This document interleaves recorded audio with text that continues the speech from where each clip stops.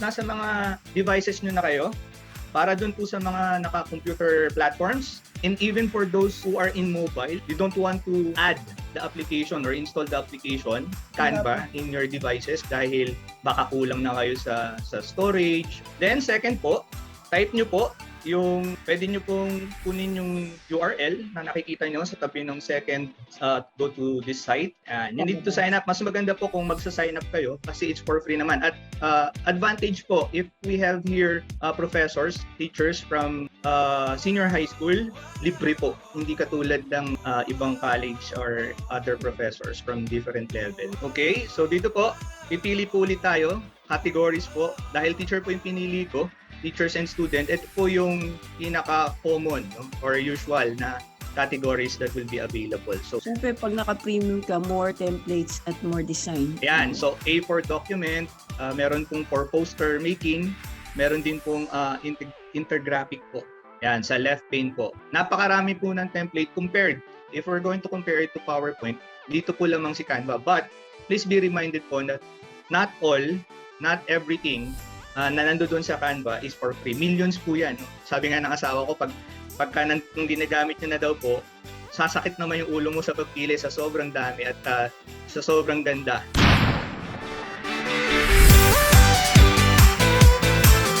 Click this image automatically placed in the timeline of the Time Master. This photo, no, you can adjust this like that. No? Okay, go back. Then color filter. Okay, you can change the color of the photo. And even in videos, you can use and adjust colors, no? The brightness, the contrast, no? Pwede rin. As I mentioned earlier, no, the higher the quality, the file size increase.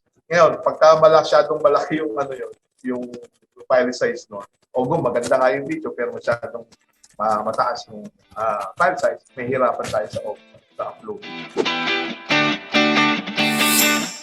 Sa Google Drive, we can actually access that later sa tatlong ways. But sa Google Drive, we are creating documents. The good thing about using Google Drive, it saves a lot of storage. It saves a lot of files that, without damaging or without adding, storage or capacity sa mga computers.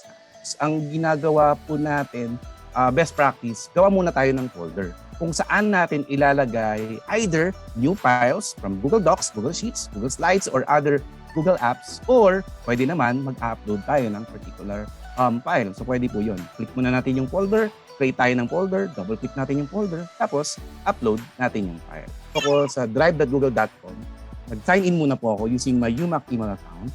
Ang kagandaan po sa paggamit ng ating UMak email account, mas mataas po yung storage natin. Unlike sa personal po, I think nasa lang po siya. Limitado po, 25 gig nga po ba? So, ayan po. Tapos, na-mention ko po kanina, nagpapa-upload po ako sa mga students ng mga malalaking files like PowerPoint or videos na output po nila as a group po. So, ganun po yung practice na ginagawa po natin. Parang sa ganun, alam po nang natin, naka-organize po yung mga files natin. Alam natin kung saan siya hanap. I-ano muna natin po. So pag lumabas na siya, launch OBS, naka-check, i-finish nyo lang. Meron tayong tabs dito, sa taas po. Yan, ito po yung ating, kung may asikasuhin po tayo sa settings, pwede po nating gawin dyan. Pwede nating i-open yan. Okay? Dito sa mga dot na ito, sa mga corners, pwede nyo i-adjust. Yan, i-adjust natin. Okay? Green yung tinatanggal niya. So, yung green background ko po, kung papansinin nyo, natanggal na. Ayan. Pero kung gusto nyo ibang kulay, for example, itong blue na to, pwedeng blue. Ayan, lahat ng blue natanggal po. Sa maalala nyo, dito sa Facebook Live natin, live video, pag pinindot natin to, go live, tulad po nung tinuro natin kanina, ayan po, ito po yung streaming software. Yung hinahanap po sa atin na stream key nandito, ayan po siya. Yung stream key, ikakopy lang po natin sa OBS. So, balik tayo sa OBS. Anong hinahanap sa OBS? Diba, nasa general setting tayo ngayon. Pindutin nyo po yung stream. Tapos, pag pinindot nyo na po yan, ito, stream natin, pindutin nyo po yung use stream key. Okay, ito po. Kasi maingay pag Yan. So, click nyo itong gear sa media source. And then, advanced audio property. Then, yung media source natin, ang patutunugin lang natin. Yung mic, hindi natin, kung ano lang yung gusto nyong iparinig sa audience. Hindi nila nakikita yung classmates nila. Okay? And then, whenever they have the opportunity to open the lecture, puro next na lang. Okay? And mas matatandaan nila yung lessons natin for us. Okay? Course presentation. Ito, maganda rin siyang gawin. Okay? Wherein you have your presentation here inside. And yung presentation natin, let me just move this one. Okay, yung presentation natin, dinadagdagan na natin ng questions. Okay? It could be a multiple choice. Okay? Pwede rin po tayo maglagay ng short answer or identification.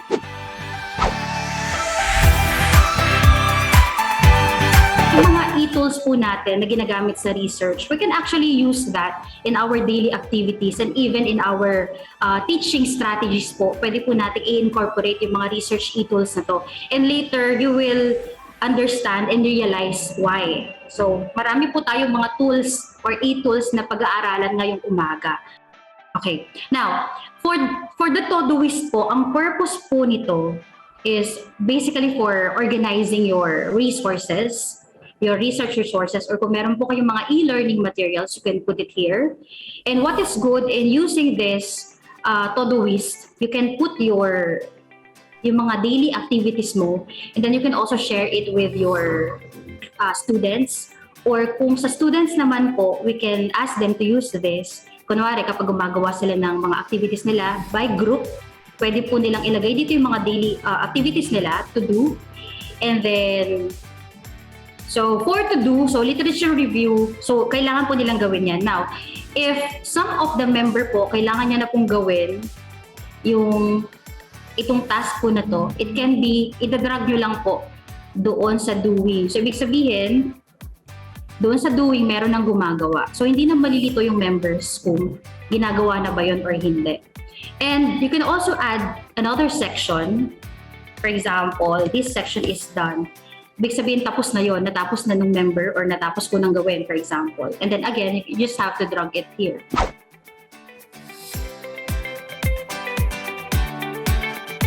Ginagawa ko lang po, mga link lang po. For example, what is the capital of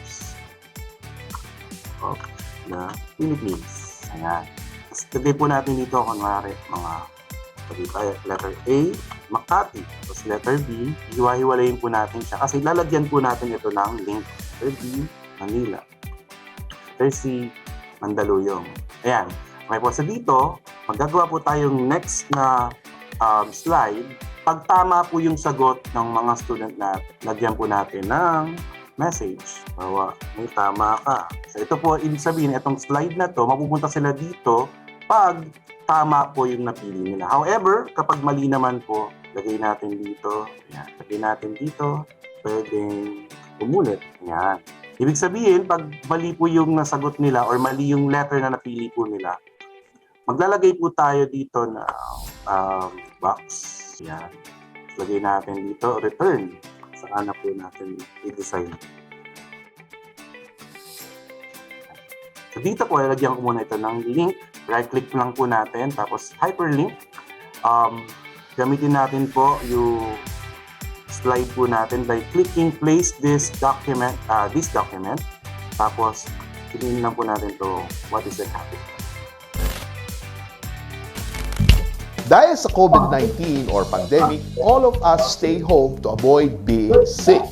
And in effect, more people watch online videos from sports to concerts to corporate events or conferences. Even church mass or religious rites can be seen online. So how do they do it? Live streaming. In live streaming, right equipment is necessary to make your content interesting and engaging to your audience. Without proper equipment, creating your content will be very, very difficult because It's all technology-driven. More so, we need a reliable data connection to avoid lags and prevent your live show from any disruptions.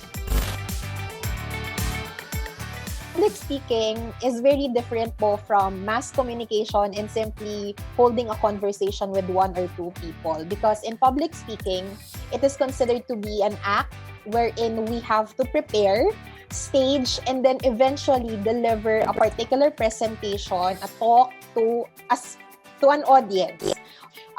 Public speeches could be according to purpose, categorized according to purpose, and according to delivery. So you have your informative speech, and then as teachers then sometimes we deliver inspirational or motivational speeches, and argumentative speeches, persuasive speech, and of course entertaining speech. And if it's according to delivery, the way that we deliver the speech, it could either be we read from a manuscript, so you have a script that you are simply reading from. Okay, the speech has been written, printed down for you, and all you have to do is just read it. And then, isa sa mga pinakamahirap gawin, I guess, is having to deliver a memorized speech.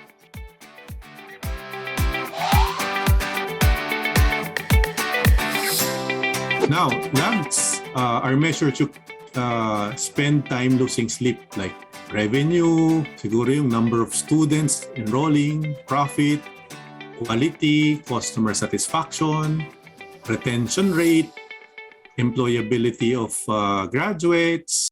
So everyone must be aware of the score. And this is called a discipline of engagement. Why? Kasi to keep everyone engaged, katulad nga ng nanonood kayo ng basketball, ang unang tinatanong pag may nanonood ng basketball, ano ba score? And yung i-answer sa inyo will define kung manonood kayo or hindi. Pag sinabing, tambakan, ang layo. Sa bahay na lang ako manonood. Or yung replay na lang papanoodin ko. Pero pag sinabi, di kita na eh. Siguro kahit may ginagawa ka, gusto mo umupo kagad kahit hindi mo team. Any team that yung accountability to every team member. Any team that lacks accountability will find people losing focus, getting distracted, and having disagreements. Minsan nandyan yung away-away kapag walang accountability. Why are the experts less confident than the stupid? Sorry, excuse my word, excuse my term, but that's how I want to point it out. If you argue with someone who is incompetent, quote unquote stupid, that person appears very confident, more confident than the expert. Why? Because of that Dunning-Kruger. There's a science that explains it. And that's a challenge on the cognitive side. On the interpersonal side, OMG, socialization, we call it social distancing, but socialization is happening now virtually. I can say hi to all of you. You know, I can show you what I'm eating for breakfast today. And that's socialization. At one point, I was complaining to my children. I have 4 kids and they're all intelligent children. You cannot debate with them, especially in their genre. I told them, look at you. We are here. We're eating. We're dining. And look at all of us. We're holding our phone. So we are not connected to our dining table. Alam niyo, sagot ng anak ko, Daddy, we have actually expanded our dining table. What? I said, what? Daddy, we have expanded our dining table. Why? I took a picture of our table and all my friends took a picture of their table. And Daddy, there is now a community of about 30 kids sharing the dining table together.